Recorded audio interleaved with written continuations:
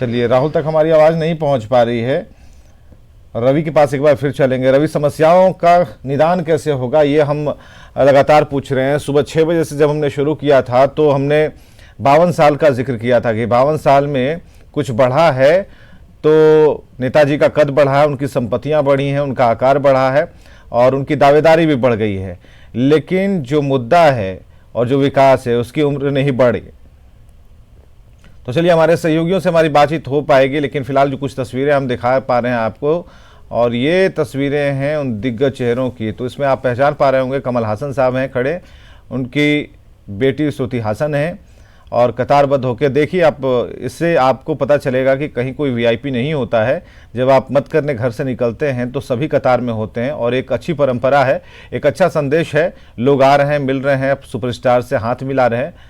और पी चिदम्बरम को आप देख रहे हैं कि वोटिंग प्रक्रिया से गुजरते हुए, और ये अब देश के कोने कोने से तस्वीरें जो आती रहेंगी हम आपको दिखाते रहेंगे। बिल्कुल, पूरे देश भर में 95 सीटों पर मतदान हो रहे हैं। 12 राज्यों की ये तमाम सीटें हैं और बिहार की 5 सीटें हैं जहां पर मतदान हो रहा है। लगातार हर जगह की तस्वीरें हम आप तक पहुंचा रहे हैं। और रजनीकांत तो आप देख सकते हैं, सुपरस्टार दक्षिण के रजनीकांत वोट डालने के लिए पहुंचे हैं। हर आम और खास अपने मताधिकार का इस्तेमाल कर रहा है और आप भी अपने इस अधिकार का प्रयोग जरूर करें देश निर्माण के लिए। तो देश के कोने कोने से आ रही तस्वीरों में आप देख पाएंगे कि अभी 8:24 हुए हैं, 8:30 बजने वाले हैं। मत का फीसदी बिहार के लेवल पर थोड़ा हमें कम लगता है, लेकिन उत्साह में कोई कमी नहीं है।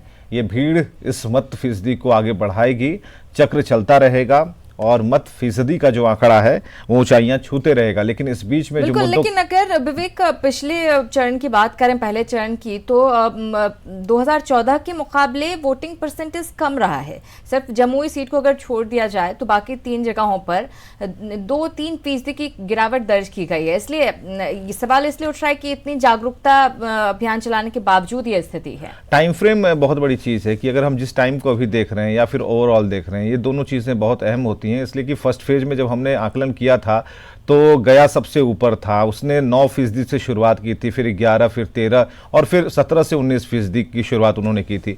लेकिन बाद में जो आंकड़े आए वो संतोषजनक नहीं रहे। तो हम कह सकते हैं कि जो टाइम फ्रेम है, हालांकि गर्मी बढ़ती जाएगी लगातार, अभी जितना ज़्यादा वोटिंग हो जाए वो बेहतर है। नहीं तो शाम 4 बजे के बाद 2 घंटे जो वोटिंग होती है उसमें इसका आकलन कर पाएंगे। लेकिन फर्स्ट फेज का जो इलेक्शन हुआ या फिर 2014 जिसका जिक्र आप कर रही हैं, इन दोनों चीज़ों में हम एक बात तो ज़रूर गौर करने वाली है कि आखिर क्या ऐसी बात है कि लोग इतनी अपील करने के बाद भी लोग अपने घर से नहीं निकल रहे हैं। और हमारी कोशिश है, ये सेल्फी प्रोग्राम इसलिए नहीं है कि भाई आप सेल्फी खिंचाएं और सामने लाकर न्यूज़ 18 को दे दें और हम उसे चलाते रहें।